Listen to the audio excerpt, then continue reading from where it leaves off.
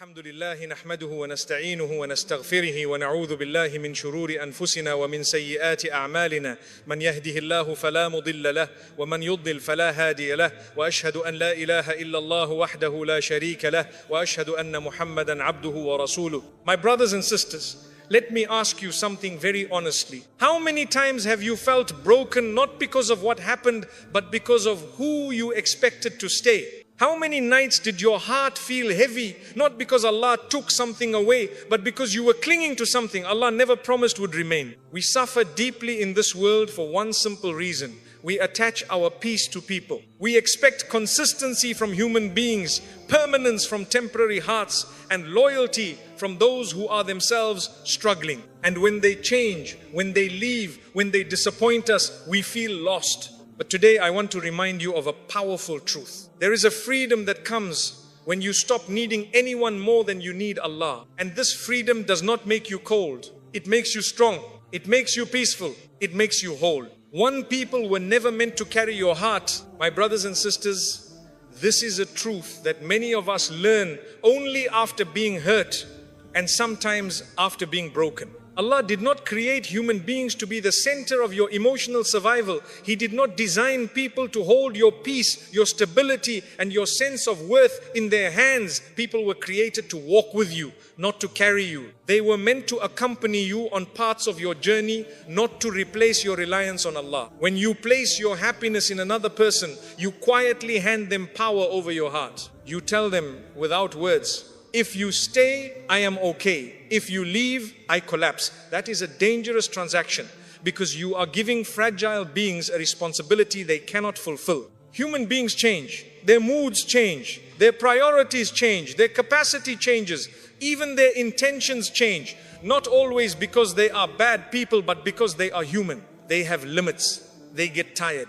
They become distracted. They grow in different directions. And when your emotional survival depends on their consistency, your heart lives in constant fear. That fear shows itself in many ways. You overthink messages. You panic at silence. You tolerate disrespect because you are afraid of being alone. You shrink yourself to remain acceptable. You stop being honest because honesty might cause distance. Slowly, without realizing it, you lose your inner balance. This is why people disappoint you. This is why they fail you. This is why they leave. Not because they woke up wanting to destroy you, but because they were never meant to be the foundation of your heart in the first place. Allah never promised that people would remain.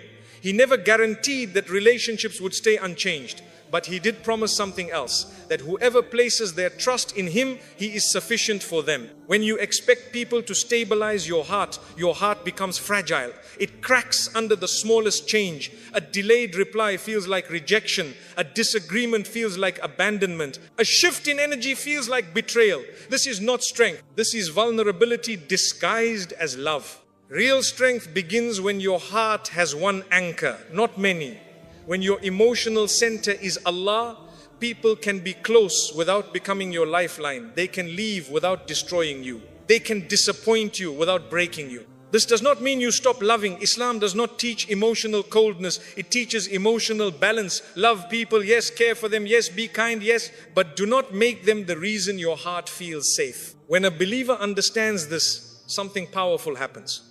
They stop begging for consistency from creation and start seeking it from the Creator. They stop chasing reassurance from people and start finding calm in remembrance. They stop asking, why did they change? And start asking, what is Allah teaching me? This shift is not easy. It feels uncomfortable at first. Detachment feels like loss to a heart that is used to clinging. But over time, it brings peace that attachment never could. When Allah is your anchor, your self-worth no longer rises and falls with people's behavior. You do not feel valuable only when someone chooses you. You do not feel invisible when someone ignores you. You know who you are because Allah knows you. You know your worth because Allah created you with purpose. This is why Islam teaches us to return our hearts again and again to Allah. 5 daily prayers are not just rituals, they are reminders. They pull your heart back from people, from expectations, from disappointments, and place it where it belongs. A heart anchored in Allah is not easily shaken. It may feel pain, but it does not fall apart. It may grieve, but it does not lose direction. It may be tested, but it remains dignified. My brothers and sisters, some of the pain you experienced in your life was not because you loved too deeply. It was because you relied too deeply on something that was never meant to be your foundation. Allah allows that pain so you learn where your heart truly belongs. When you finally understand this lesson, relationships become lighter. You stop holding people responsible for your inner state. You stop resenting them for being human. You stop demanding permanence from what was always temporary. You become freer, calmer, stronger. People can still walk with you, but your heart no longer rests on their shoulders. It rests with Allah alone. And that is where it was always meant to be. Too neediness drains dignity. My brothers and sisters, there is a silent problem that destroys hearts long before it destroys relationships. It is not hatred, it is not anger, it is neediness. Neediness is when your inner stability depends on someone else's response. When your peace rises and falls based on who checks on you, who chooses you, who stays close, and who gives you attention. This state is dangerous because it slowly drains your dignity without you even noticing. Islam never taught us to live this way. There is a difference between love and dependence, and many people confuse the two. Love is something you give freely, without fear. Dependence is something you cling to because you are afraid. Love is strength. Dependence is insecurity dressed up as emotion. When you need people in order to feel whole, you begin making compromises that damage your self-respect. You excuse behavior that hurts you. You tolerate silence that wounds you. You accept disrespect just to avoid being alone. And every time you do this, a piece of your dignity quietly disappears. Neediness makes you chase what should come naturally. You over-explain yourself. You seek reassurance again and again. You replay conversations in your mind, wondering what you did wrong. You start performing instead of being authentic. This is exhausting for the heart. And the painful truth is this: neediness rarely pulls people closer. It usually pushes them away. Not because they are cruel, but because neediness carries a weight that no human being wants to carry. When someone feels responsible for your emotional survival, it becomes overwhelming. Slowly, they distance themselves, and then you feel rejected. But the root problem was never their distance. It was your dependence. A believer is not meant to live like this. Allah honored you with dignity. He created you with worth that does not require constant validation. When you forget this, you begin seeking value from people instead of remembering that your value was given to you by Allah before anyone ever knew your name. This is why Islam emphasizes self-respect. The Prophet ﷺ never taught us to humiliate ourselves emotionally. He taught us to rely on Allah, to stand firm, and to maintain our dignity even in hardship. When you stop needing people, something remarkable happens. You stop begging for attention. You stop chasing explanations. You stop trying to convince others of your worth. You speak less, but with clarity. You walk away sooner without bitterness. You protect your heart without becoming harsh. This is not arrogance. This is self-respect. Some people think that detachment means becoming cold. This is not true. Detachment means loving without desperation, caring without losing yourself, being present without fear of loss. When your heart is no longer needy, your relationships become healthier. You give from fullness, not from emptiness. You are not with people because you cannot survive without them, but because you choose them, and choice is far more powerful than need. My brothers and sisters, ask yourself honestly, how many times did you stay silent because you were afraid of being left? How many times did you lower your standards because you didn't want to start over?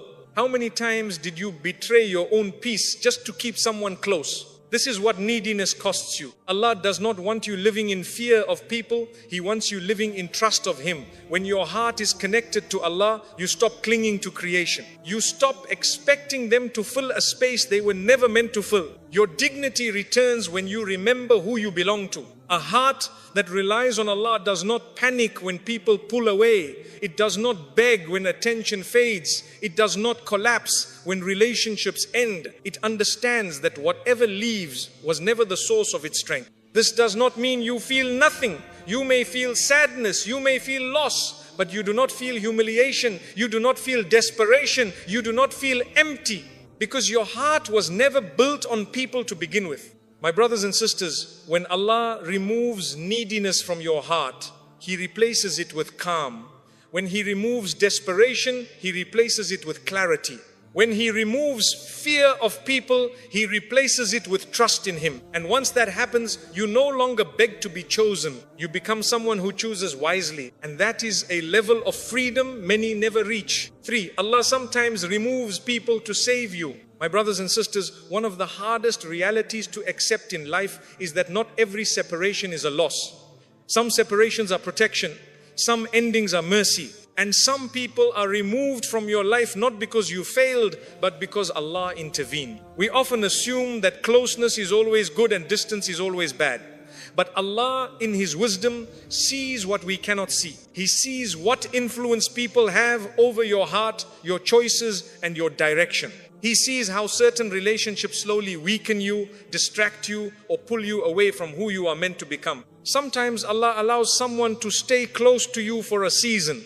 They teach you something, they reveal something within you, and then their role ends. But instead of accepting that the season has passed, we cling, we resist. We beg Allah to keep what He has already decided to remove. This resistance is what causes pain. When Allah removes someone, He often does it quietly. Not through arguments, not through drama, but through distance. Conversations become shorter. Energy changes, comfort fades, and you feel confused because no clear reason was given. But clarity does not always come through explanation. Sometimes it comes through acceptance. My brothers and sisters, Allah does not take something away without replacing it with something better for your soul. The replacement may not look like what you expected. It may not be another person. It may be strength. It may be clarity. It may be closeness to Allah that you never had before. Some people leave because their presence was delaying your growth. You were comfortable but stagnant. You were attached but distracted. You were emotionally invested but spiritually drained. Allah sees this long before you do. So He creates distance. You think you lost love, but Allah saved your direction. You think you lost support, but Allah restored your independence. You think you lost connection, but Allah rebuilt your reliance on Him. Not everyone who was removed was harmful in an obvious way. Some were kind, some meant well. But not everyone who is good for your emotions is good for your akhirah. Not everyone who brings comfort brings guidance. This is why Allah sometimes separates you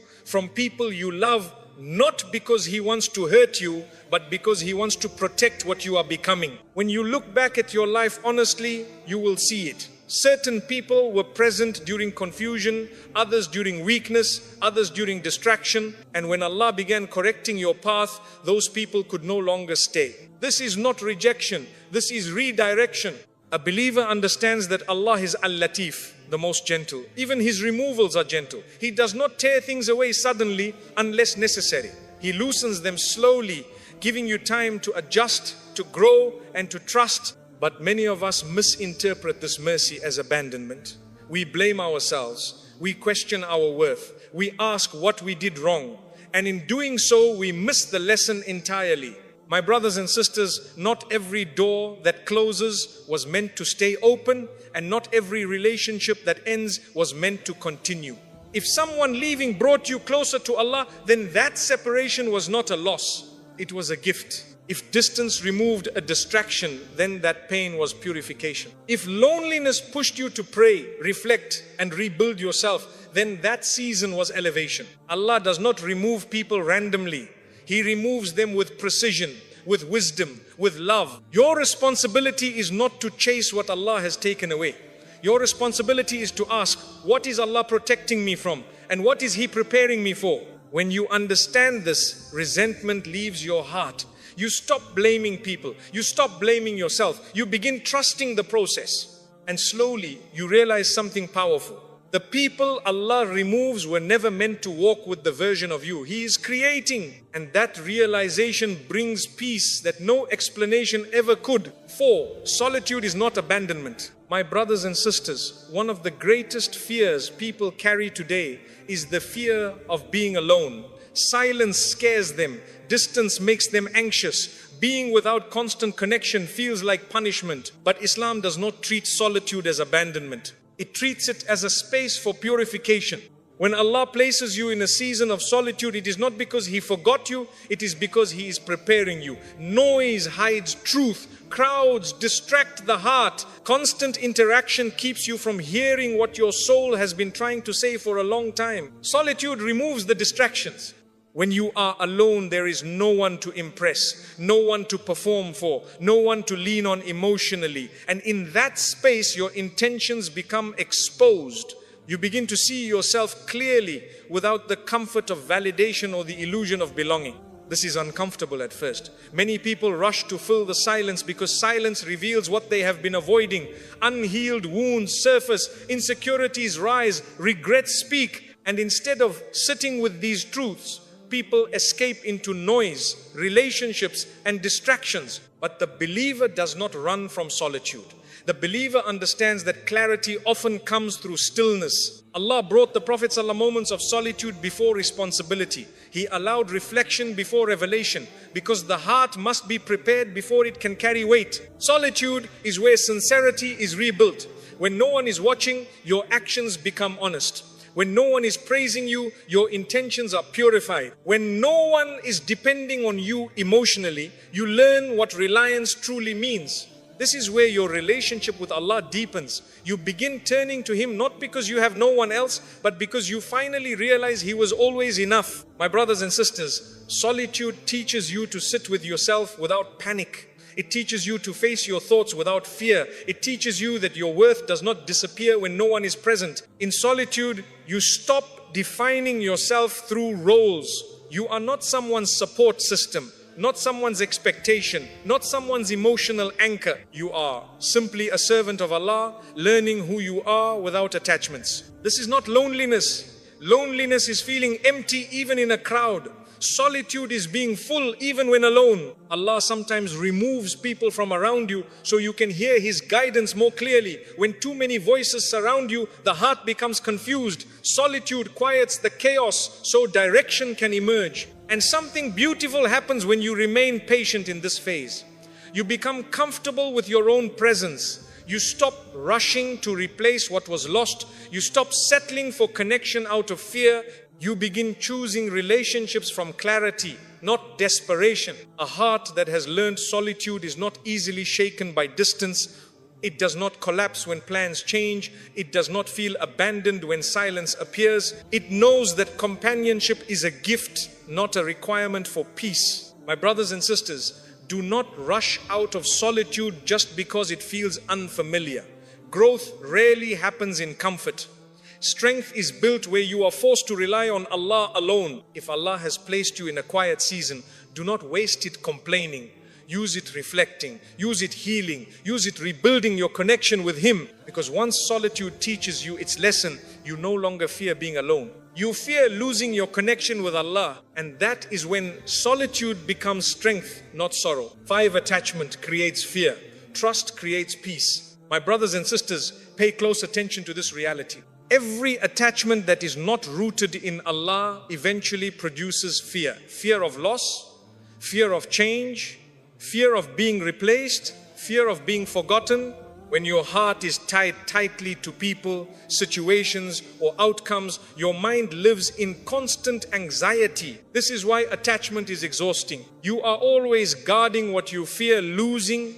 You monitor tone, you analyze behavior, you worry about tomorrow, you replay conversations, you try to control outcomes that were never in your control. Attachment tells your heart, if this disappears, I will not survive. And that belief creates panic long before anything actually happens. Islam does not teach us to live in fear. It teaches us to live in trust. Trust in Allah does not mean you stop caring. It means you stop clinging. It means you understand that everything in your life is a trust from Allah, not a possession you own. People are not owned. Relationships are not guaranteed. Situations are not permanent.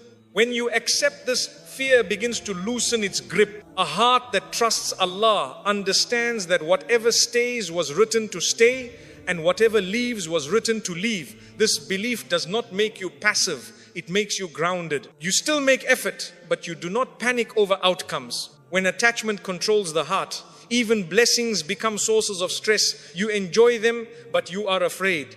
You love people, but you worry constantly. You feel happy, but you brace yourself for loss. This is not peace. Peace comes when trust replaces attachment. When you know that Allah is managing your life better than you ever could. When you believe that even loss is guided, even pain is measured, and even delay has wisdom. A believer with trust does not live in constant anticipation of disaster.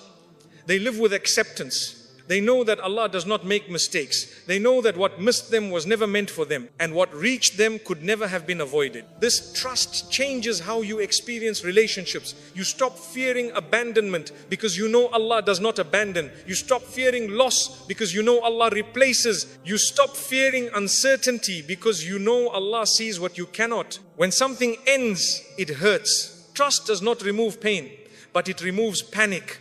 It removes desperation. It removes the feeling that your life has collapsed. My brothers and sisters, attachment whispers, hold tighter. Trust says, release and rely. Attachment makes you chase stability through people. Trust makes you find stability through Allah. And the more you practice trust, the quieter your heart becomes. You stop demanding guarantees from life. You stop asking for certainty in a world that was never meant to be permanent. You start focusing on obedience instead of outcomes, sincerity instead of security. This is where true peace lives. A heart attached to Allah may still feel pain, but it does not break. It may still lose, but it does not collapse. It may still grieve, but it does not despair, because it knows who it belongs to. And that knowledge is stronger than any fear attachment ever created. 6, focusing on yourself is not selfish. My brothers and sisters, many people feel guilty when they hear the words, focus on yourself. They think it means neglecting others, becoming cold, or turning inward with arrogance. But this misunderstanding keeps people trapped in burnout, resentment, and emotional exhaustion. Islam does not teach you to disappear for others while neglecting your own soul. Focusing on yourself means taking responsibility for what Allah placed under your care, your heart, your actions, your intentions, your iman. These are not small matters, these are trusts. You cannot give clarity if you are confused. You cannot give peace if you are broken. You cannot give guidance if you are lost. When you neglect yourself in the name of being there for everyone else, you eventually become empty. And emptiness cannot sustain anyone. This is why many people grow resentful. They give too much without boundaries. They overextend emotionally. They sacrifice their peace for others and then feel unappreciated. The problem was never kindness. The problem was neglecting the self Allah entrusted to them. A believer understands balance. Focusing on yourself means strengthening your connection with Allah before seeking validation from people. It means correcting your character before correcting others. It means fixing your intentions before expecting sincerity from the world. When you focus on yourself in this way, you are not abandoning people. You are becoming someone who can be present without being drained. Islam teaches us accountability. You will not be asked why you saved everyone else. You will be asked how you lived, how you prayed, how you treated your heart, and how you carried your responsibilities. My brothers and sisters, focusing on yourself also means learning when to step back. Not every battle is yours to fight. Not every problem is yours to solve. Not every emotion around you requires your absorption. You are allowed to rest. You are allowed to reflect. You are allowed to say no without guilt. This is not selfishness. This is wisdom. When you stop spreading yourself thin, your actions become more intentional. Your words become more meaningful. Your presence becomes more sincere. People often confuse availability with goodness. But being constantly available does not make you righteous. Being sincere, balanced, and grounded does. A heart that focuses on itself in the right way becomes disciplined. It learns restraint, it learns clarity, it learns patience, and from that place it gives more effectively. My brothers and sisters, when you focus on yourself, you stop seeking approval. You stop performing goodness. You stop exhausting yourself, trying to be everything for everyone. You begin acting from conviction, not pressure. This is why focusing on yourself brings peace. You are no longer pulled in every direction. You know your priorities, you know your limits, you know your purpose. And once your foundation is strong, whatever you give to others is genuine, not forced. Focusing on yourself is not about isolation, it is about alignment with Allah. alignment with your values, alignment with who you are meant to be. And when alignment is restored, your life no longer feels chaotic. It feels intentional. And that is a mercy many people never allow themselves to experience. 7, the strongest heart needs Allah alone. My brothers and sisters, no matter how surrounded you are in this world, there is a moment every soul must